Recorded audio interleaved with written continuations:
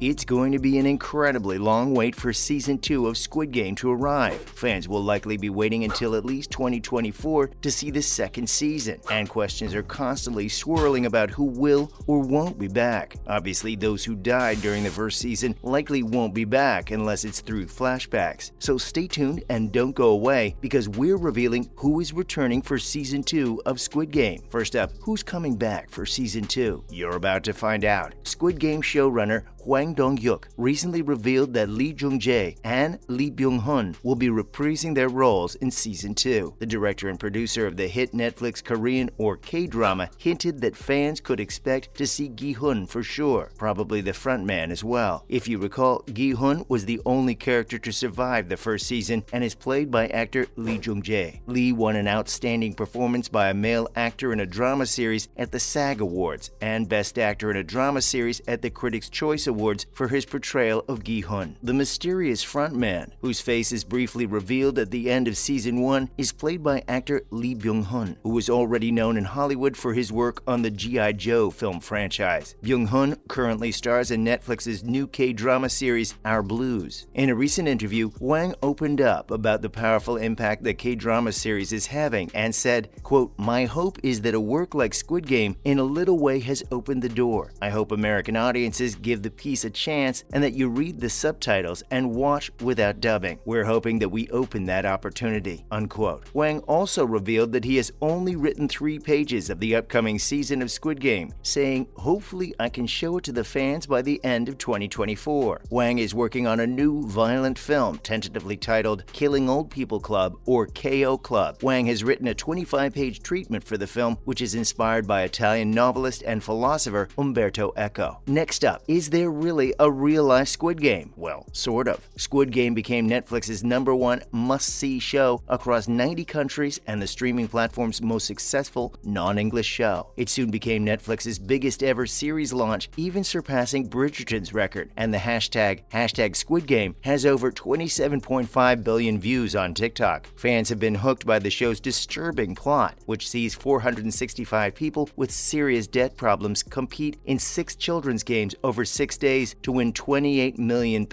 or $38 million.